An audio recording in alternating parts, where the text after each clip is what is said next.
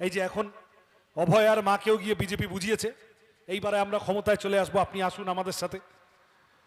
তা আমাকে মিডিয়ার লোকেরা জিজ্ঞাসা করেছিল, আমি বললাম যে অভয়ার মা, তার প্রতি সমস্ত শ্রদ্ধা আছে, সন্তানহারা মা, তাকে নিয়ে একটাও খারাপ কথা আমার বলার কোনো ধৃষ্টতা নেই।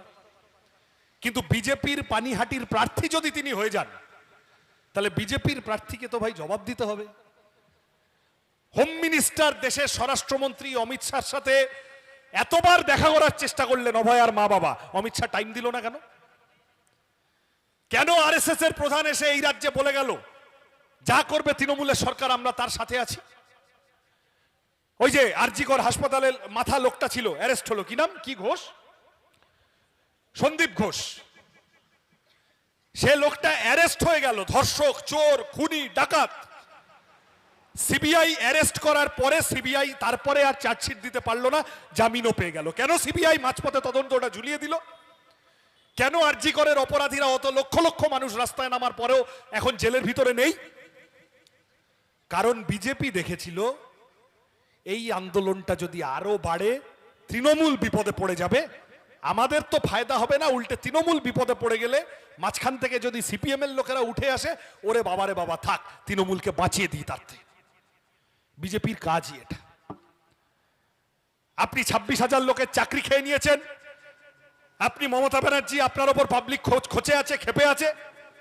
আপনি ঘরের টাকা, আবাসের টাকা, 100 দিনের কাজের টাকা, বনসৃজনের টাকা, কয়লা, গরু, বালি, চাকরি, লটারি, শিক্ষা, স্বাস্থ্য, খাদ্য কিচ্ছু ছাড়ছেন না। এই এমন একটা দল তৃণমূল কংগ্রেস, খাটা পায়খানার টাকা অবধি ছেড়ে দিচ্ছে। ভারতে এরকম দল আপনি পাবেন না। মানুষ খেপে তৃণমূলের উপর।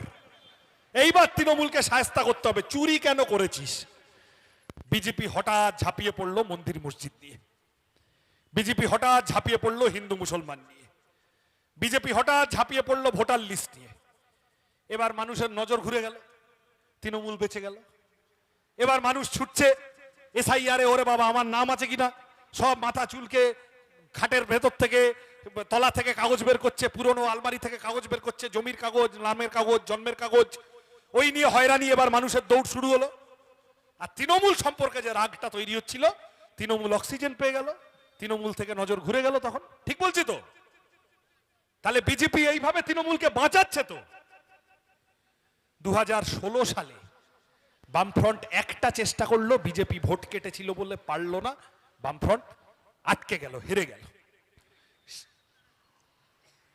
সেই 16 সালের একটা ভোট দেখে কিছু লোক পাড়ায় পাড়ায় তৈরি হলো, সিপিএম কে দিয়ে আর হবে না, সিপিএম আর পারবে না, এবারে বিজেপিতে ভোট দাও, বিজেপি দিল্লির ক্ষমতায় আছে, ওরা তৃণমূলকে টাইট দেবে। আরএসএস এর লোকেরা গুজগুজ ফুসফুস, গুজগুজ ফুসফুস করতে করতে সব চায়ের দোকানে বলতে শুরু করলো, আগে রাম পরে বাম।